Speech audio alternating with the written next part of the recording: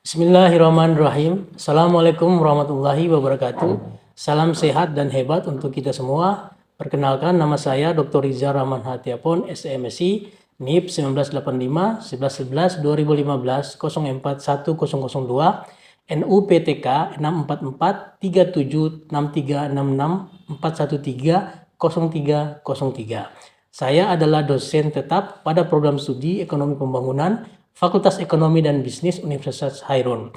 Saya ditunjuk sebagai dosen pengasuh mata kuliah Ekonometrika 1 berdasarkan surat keputusan dekan Fakultas Ekonomi dan Bisnis nomor 567/UN44.C2/KR/2025 pada semester genap tahun akademik 2004-2025. Adapun tujuan kegiatan pada hari ini yaitu penyusunan dokumen pernyataan diri dosen dalam unjuk kerja Tridharma Perguruan Tinggi unsur pengajaran yang meliputi delivery, interaction, assessment yang penjabarannya sebagai berikut. Pertama, deskripsi mata kuliah Ekonometrika 1. Mata kuliah Ekonometrika 1 merupakan kompilasi 3 disiplin ilmu yaitu teori ekonomi, matematika ekonomi, dan statistika ekonomi untuk menganalisis fenomena ekonomi dalam memvalidasi kebenaran teori. Mata kuliah ini menjelaskan prinsip-prinsip dasar ekonometrika dan keahlian dalam mengestimasi model-model standar ekonometrika time series untuk mempresentasikan berbagai realitas pemecahan masalah penelitian. Yang kedua adalah kemampuan yang diharapkan. Yang pertama, mahasiswa mampu menjelaskan konsep-konsep dasar ekonometrika. Yang kedua, mampu mengaplikasikan konsep-konsep regresi dan pengujian hipotesis dengan data daerah maupun nasional. Yang ketiga, mampu menganalisis asumsi-asumsi klasik dalam model regresi. Yang keempat, mampu merangkum data-data time series untuk forecasting menggunakan model-model time series. Yang kelima, mampu memahami jenis-jenis pengujian volatilitas dan memaknai penggunaannya dalam ragam penelitian. Yang keenam, mampu menerapkan data-data time series untuk menganalisis pengaruh guncangan atau shock dalam perekonomian. Yang ketujuh, mampu menyusun ragam model-model multivariat dan pemanfaatannya dalam penelitian. Yang kedelapan, mampu menyusun data-data time series yang dapat dijadikan sebagai dasar dalam melihat kointegrasi nonlinear antar variabel dalam perekonomian. Yang ketiga adalah materi pembelajaran. Materi pembelajaran dibagi berdasarkan beberapa poin. Yang pertama adalah peran ekonometrika, pengumpulan data, spesifikasi statistika, teori ekonomi dan matematika. Yang kedua, ide dasar regresi linear, ciri-ciri penting model regresi, makna parameter regresi, contoh penerapan regresi, masalah, pertanyaan, dan hipotesis penelitian, fungsi, ciri, kegunaan, tahapan, perumusan hipotesis, dan pengujian hipotesis. Yang ketiga adalah pelanggaran asumsi dasar, multikoliniaritas, heterokedastisitas, dan autokorelasi, serta identifikasi dan perbaikan. Yang keempat adalah model autoregresif, moving average, model ARIMA Box-Jenkins, prosedur metodologi ARIMA, serta contoh penerapan ARIMA dengan stata. Yang kelima, definisi volatilitas, urgensi kajian volatilitas, tipe volatilitas, pemodelan volatilitas, model ARCH dan GARCH. Yang keenam, pengantar model vector autoregression, kerangka kerja vector autoregression, impulse response function, vector forecast error recomposition varian. Yang ketujuh, pengantar model autoregresif distribusi lag, kointegrasi dengan bound testing, contoh penerapan model autoregresif distribusi lag dengan FUSE. Yang kedelapan, pengantar model nonlinear autoregresif distribusi lag atau NRDL, kemudian aplikasi NRDL dengan FUSE. Kemudian yang berikutnya adalah sistem pembelajaran atau mode perkuliahan.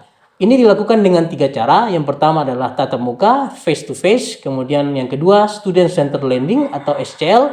Dan yang ketiga, pembelajaran terstruktur. Berikutnya adalah metode pembelajaran. Metode pembelajaran dilakukan dengan 4 cara. Yang pertama adalah kuliah. Yang kedua adalah diskusi. Yang ketiga adalah project based learning. Yang keempat adalah case study method. Kemudian interaksi antar peserta dengan mahasiswa. Interaksi utama yang dilakukan oleh dosen dan mahasiswa terjadi selama proses belajar mengajar di ruang kelas maupun di laboratorium ekonometrika, baik secara tatap muka maupun daring. Kemudian yang berikutnya, Sistem penilaian mata kuliah dilakukan dengan beberapa teknik. Yang pertama adalah teknik case method atau teknik evaluasi case method dengan indikator evaluasi adalah aktivitas partisipatif yang memiliki bobot sebesar 30%. Kemudian yang kedua adalah teknik evaluasi team based project dengan indikator evaluasi hasil proyek dan diberikan bobot sebesar 30%. Yang berikut adalah kognitif atau pengetahuan yang terdiri dari kuis, ujian tengah semester, ujian akhir semester yang masing-masing diberikan bobot antara lain ujian tengah semester adalah 10%, kemudian ujian akhir semester adalah 10%. Sehingga total secara keseluruhan sebanyak 100%. Demikian penjelasan tentang unsur pengajaran mata kuliah Ekonometrika 1 yang meliputi delivery, interaction, dan assessment. Selanjutnya akan disajikan video pengajaran Ekonometrika. Terima kasih. Wassalamualaikum warahmatullahi wabarakatuh. Assalamualaikum warahmatullahi wabarakatuh. Waalaikumsalam warahmatullahi wabarakatuh. Apa kabar hari ini? Baik, Pak. Oke, kita akan masuk di mata kuliah Ekonometrika 1, ya, pertemuan ke-6 dan 7 yang akan membahas tentang model autoregresif moving average atau ARIMA. Nah, model ini merupakan bagian daripada model Ekonometrika time series. Ya, jadi nanti kita akan membahasnya di pertemuan ke-6 dan ke-7. Nah, adapun tujuan pembelajaran kita pada hari ini yang pertama adalah mahasiswa mampu merangkum data-data time series untuk forecasting atau peramalan menggunakan model-model time series yang hari ini nanti kita akan bahas tentang ARIMA, ya. Jadi materi pembelajaran kita yang pertama adalah bagaimana itu model autoregresif atau AR, kemudian model moving average atau MA, kemudian model ARIMA Box-Jenkins dan prosedur metodologi ARIMA-nya, kemudian ada contoh penerapan model ARIMA. Nah, model ARIMA ini sendiri adalah tadi yang seperti saya sampaikan adalah model Ekonometrika time series. Mungkin di antara ada mahasiswa yang tahu model Ekonometrika time series lainnya seperti apa? Ya. Silakan Tiara, model apa? Ada di situ kan yang sudah disebutkan ada R, MA. Kalau di saya ada juga dengan model VAR atau faktor autoregresi. Ada juga model ARD atau autoregresi distribusi lag. Itu saja. Ya, benar sekali. Jadi model-model time series lainnya itu ada seperti ARDL, ya, autoregresif distribusi lag. Kemudian ada juga yang namanya VAR atau Vector Auto Regression, ya. Nah, itu adalah model-model time series lainnya. Dan hari ini akan kita masuk mempelajari tentang ARIMA, ya. Jadi ARIMA di sini adalah model Ekonometrika time series yang mengkhususkan pada yang kita sebut sebagai model univariate, ya. Model univariate. Jadi ARIMA dan ASGARS namanya itu merupakan model univariate yang nanti dipelajari dalam Ekonometrika time series. Yang mungkin ada yang tahu model univariate itu seperti apa? Ya, silakan Pak. Ya, silakan. Nah, terus Pak, mungkin model univariate adalah di mana model yang hanya melibatkan atau menggunakan satu variabel saja. Ya, benar. Jadi model univariate itu adalah model yang hanya melibatkan satu variabel tunggal, ya. Nah, di Ekonometrika itu ada model seperti itu, ya, yang kita gunakan hanya model satu variabel tunggal, ya. Itu adalah model univariate. Nah, model itu sering digunakan khusus untuk ARIMA sama ASGARS, ya. Jadi kalau teman-teman mahasiswa nanti saat menulis skripsi bisa menggunakan hanya satu variabel saja, ya, untuk memodelkan dalam forecasting maupun volatilitas, ya. Nah, kita lanjut, ya. Yang berikut kita akan mengenal satu-satu, ya, di mana yang pertama adalah model autoregresif atau AR. Nah, model AR di sini adalah model di mana perilaku variabel dependen dipengaruhi oleh nilai variabel tersebut pada satu atau beberapa periode sebelumnya yang kita sebut sebagai lag. Jadi di sini secara matematis bisa ditulis YT sama dengan alfa 0 tambah alfa 1 YT kurang 1 tambah alfa 2 YT kurang 2 tambah alfa 3 YT kurang 3 ditambah dengan alfa PP YT kurang P tambah dengan ET. Di mana YT adalah variabel dependen yang tadi dibilang hanya satu variabel tunggal. Kemudian ET adalah residual pada periode T. Nah, di sini yang disebut lag adalah YT-1, YT-2, YT-3 sampai pada YT-P ya, atau YT kurang P. Nah, YT adalah variabel tunggalnya atau yang disebut tadi oleh teman kita univariat. Jadi YT-1 variabel itu sendiri tapi lag sebelum sehari sebelumnya. Ya, YT-2 juga demikian, 2 hari sebelumnya, YT-3 juga 3 hari sebelumnya. Jadi kalau kita menggunakan data harian, kita menggunakan satuan harian dan seterusnya. Begitupun bulanan, satuan tahunan, dan bahkan boleh ya, kita menggunakan per jam, data per jam itu boleh ya, seperti data-data finance atau keuangan.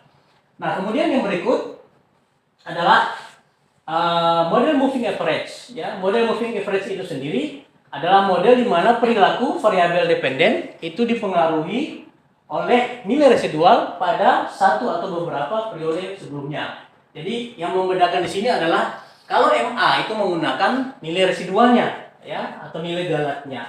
Nah, di sini kita bisa lihat secara matematis, bisa ditulis YT sama dengan beta 0 ditambah dengan beta 1 mu T ya, ditambah dengan beta 2 mu T kurang 1 ditambah dengan beta 3 mu T kurang 2 ditambah dengan beta Q mu T kurang Q ditambah dengan ET. Jadi yang menjadi lag-nya di sini adalah residualnya ya. Jadi mu T kurang 1 itu residual satu hari sebelumnya atau 1 bulan sebelumnya tergantung penggunaan data. Min T kurang 2 juga demikian 2 hari sebelumnya dan seterusnya. Nah, di mana beta adalah konstanta dan mu adalah residual. Nah, moving average itu sendiri dia menyertakan rata-rata residual periode sekarang dan satu periode sebelumnya yang kita sebut sebagai lag ya, sampai pada periode ke Q. Nah, yang berikut adalah model ARIMA Box-Jenkins ya. Nah, model ARIMA Box-Jenkins ini adalah model ARIMA yang menggabungkan antara model AR sama MA. Kenapa dia disebut ARIMA? Ya, jadi yang membedakan itu hanyalah huruf I di tengah ya. Jadi AR seperti tadi saya jelaskan, MA juga sudah saya jelaskan. Nah, I yang ada itu adalah berasal dari kata integrated ya. Artinya I kita bisa memodelkan ARIMA kalau data itu dia difference di freeze difference. Ya, jadi kalau kita menstasionerkan data, kemudian data itu dia stasioner di freeze difference, maka kita bisa modelkan dia dengan ARIMA ya. Tapi kalau data itu dia hanya freeze difference di level, maka kita tidak menggunakan I-nya ya, kita hanya menggunakan ARMA ya. Itu tanpa freeze difference. Nah, konsep ARIMA ini didasarkan pada sebuah asumsi bahwa data itu speak for themselves ya. Karena nilai data pada masa sekarang itu dipengaruhi oleh nilai data pada masa-masa sebelumnya. Nah, apa keunggulannya ya? Ada 3 keunggulan. Yang pertama adalah metode ARIMA itu menghasilkan kenaikan akurasi peramalan ya, dan pada waktu yang sama bisa menjaga jumlah parameter seminimal mungkin ya. Yang kedua adalah penyusunan model ARIMA dilakukan dengan logis dan akurat secara statistik. Dan yang ketiga, banyak informasi dari data historis yang dimasukkan dalam model ARIMA. Jadi model ARIMA ya bisa menaikkan akurasi peramalan ya. Kemudian dia menggunakan informasi-informasi yang lampau ya. Jadi semua informasi yang lampau itu ditangkap ya sama model ini, kemudian dimodelkan dalam sebuah persamaan ARIMA ya. Jadi itu beberapa keunggulan. Di samping itu juga dia menggunakan parameter statistik untuk bisa melihat diagnostiknya, apakah model ini dia benar-benar bisa diterima atau tidak. Itu secara statistik bisa diuji ya. Itu. Nah, kemudian yang berikut adalah prosedur metodologi ARIMA. Ya, yang pertama adalah identifikasi model tentatif. Yang kedua adalah estimasi parameter model tentatif. Yang ketiga adalah uji diagnostik atau evaluasi model. Dan yang keempat adalah peramalan atau prediksi. Nah, contoh penerapan model ARIMA ya. Adik-adik mahasiswa bisa menggunakan data di Bank Indonesia, data PIHPS itu adalah data komoditi per hari ya, kemudian juga bisa per bulan, ada di situ lengkap. Dan untuk kepentingan penulisan tugas akhir bisa menggunakan model ini dan bisa menggunakan sumber data dari Bank Indonesia. Nah, di sini saya gunakan data harga bawang putih harian di Kota Padang ya pada tanggal 2 Januari sampai dengan 1 Mei 2025.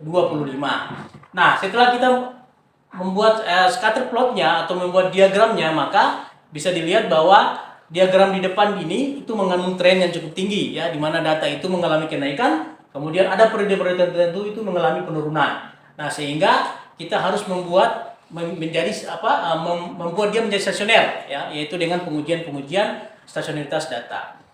Nah, yang berikut ini adalah identifikasi model tentatif. Seperti saya bilang sebelumnya, saya katakan sebelumnya bahwa kita mau tahu model ini mengandung ARIMA atau tidak, maka kita bisa menggunakan uji augmented equivalent. Nah, karena kita hanya menggunakan satu variabel tunggal, yaitu harga bawang putih, maka di sini kita bisa lihat bahwa model augmented equivalent pada level itu sebesar 0,9203. Kalau kita persenkan itu adalah 92,3%. Ini lebih besar daripada 5%. Nah, berarti di level dia tidak stasioner, maka kita harus naikkan ke phase difference. Nah, phase difference di sini kita lihat dia sudah lebih kecil dari 5% atau sekitar 0,00%. Nah, maka data ini bisa kita menggunakan atau model ini kita bisa menggunakan model ARIMA. Ya, kenapa? Karena dia telah terdifference pada phase difference ya. Kalau tadi misalnya di level dia sudah difference, maka kita tidak perlu masuk ke ARIMA. Atau kita tidak perlu menggunakan model ARIMA, tapi kita cukup menggunakan model ARMA. Ya, itu perbedaannya. Nah, kemudian yang berikutnya ya, kita bisa identifikasi model tentatif dengan menggunakan dua diagram. Yang mana namanya diagram autocorrelation function sama partial autocorrelation function. Nah, yang di sebelah kiri ini paling kiri ya dari teman-teman mahasiswa adalah diagram ACF ya, dan kanan adalah diagram PACF. Nah, diagram ACF ini untuk menentukan model MA ya, sedangkan diagram PACF ini untuk menentukan model AR-nya ya. Jadi dari mana penentuan lag-nya ya? Dari garis yang ini ya. Garis yang ini kalau dia melewati batas yang abu-abu itu adalah lag paling minimum, lag paling maksimum ya. Jadi misalnya 1, 2, 3, 4, maka ini terpilih leg 4 ya. Memang yang lain bisa keluar, tapi yang paling depan yang kita ambil ya, leg yang paling kecil. Nah, kemudian sama halnya dengan PACF-nya. Kita memilih leg yang paling depan ya, yang keluar garisnya dari batas abu-abu ya, itu leg 4 ya. Cara menghitungnya demikian ya, 1, 2, 3 dan 4, kemudian 1, 2, 3 dan 4 ya. Maka kita akan memilih ARIMA adalah 4, 1, 4. Jadi model ARIMA yang terpilih adalah ARIMA ya 4, 1, 4 ya. Kenapa 1? Karena dia di phase difference tadi ya. Nah, dia di phase difference. Kalau 4 adalah AR-nya, MA-nya juga 4 berdasarkan diagram ACF dan PACF. Oke. Nah, kemudian kita akan melakukan estimasi model tentatif tadi yang 414. Nah, di sini kita mengambil lag yang paling maksimum kan, 414. Jadi ada mahasiswa bisa mengkombinasikan memilih lag yang di bawah 414 boleh, tapi tidak bisa di atasnya ya, tidak bisa melewati batas lag 414 itu. Jadi yang kita bisa kombinasikan adalah ARIMA 414, ARIMA 313, ARIMA 212 dan ARIMA 111 ya. Jadi di sini adalah parameternya, statistiknya bisa kita lihat bahwa model ARIMA 414. Nah, kemudian yang ketiga ya, ARIMA 313 itu ada dua parameter di AR-nya yang signifikan, yaitu yang leg 1 dan leg 2 ya. Kemudian yang di MA juga yang signifikan demikian ya, L1 dan L2. Pemilihannya itu adalah dengan melihat banyak variabel yang signifikan, kemudian membandingkan dengan nilai AKK information criteria ya, nilai IC ya. Nah, kemudian model ARIMA 212 ini juga banyak yang tidak signifikan secara statistik, di mana dia lebih besar nilai probability-nya daripada 5%. Dan di ARIMA 111 ya juga banyak variabel yang tidak signifikan ya, dia lebih besar daripada 5%. Sehingga tadi kita bisa mengambil kesimpulan bahwa model yang signifikan secara statistik ya adalah model 313. Nah, untuk melihat diagnostiknya apakah model ini dia sehat yang kita pilih, maka kita bisa lihat nilai AKK information criterion atau AIC. Nah, nilai AIC di sini adalah nilai AIC yang paling kecil yang kita ambil ya, yaitu nilai ARIMA 313. Bisa kita bandingkan kalau 414 1906,072, kemudian yang 313 1905,515, kemudian yang 212 ya, ARIMA 212 1907,211, dan yang terakhir ARIMA 111 itu 1906,539. Nah, sehingga model ARIMA yang terpilih adalah model ARIMA 313. Nah, ini adalah ringkasannya. Jadi kita buat dalam bentuk tabel, maka kita bisa lihat dengan jelas mana model yang lebih banyak signifikan, yaitu model di ARIMA 313 berdasarkan parameternya, statistik parameter, kemudian berdasarkan nilai AIC-nya. Nah, kemudian yang berikut kita bisa melakukan peramalan, ya. Jadi kita bisa melakukan peramalan yang model ARIMA ini. Maka di sini kita bisa lihat yang grafik yang ini adalah batasnya sampai di sini, itu grafik yang pertama tadi yang kita plot, ya.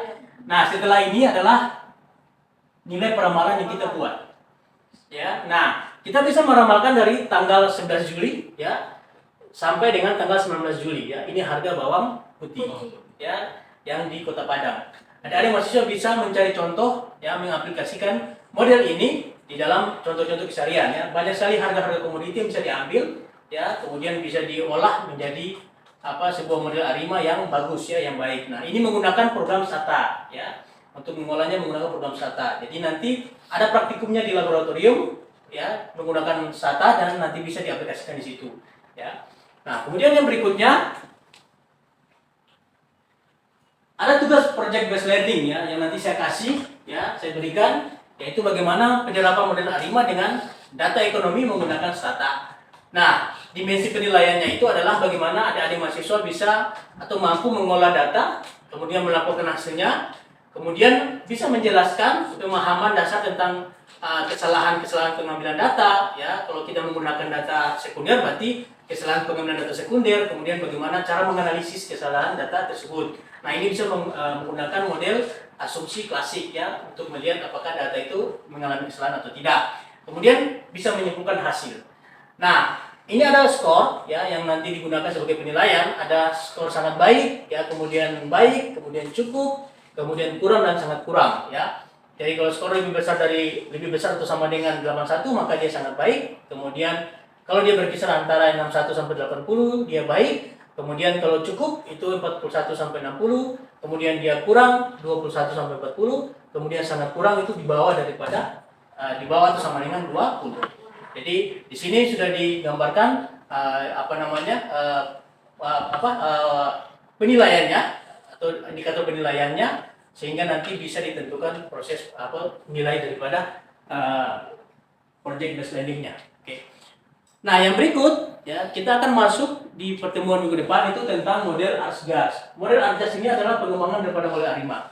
Ya, kalau ARIMA tadi adalah model volatilitas. Nah, model ARSGAS adalah model ARSGAS ini adalah model volatilitas. ARIMA tadi adalah model forecasting-nya. Ya, jadi ARSGAS ini adalah pengembangan daripada ARIMA, ya.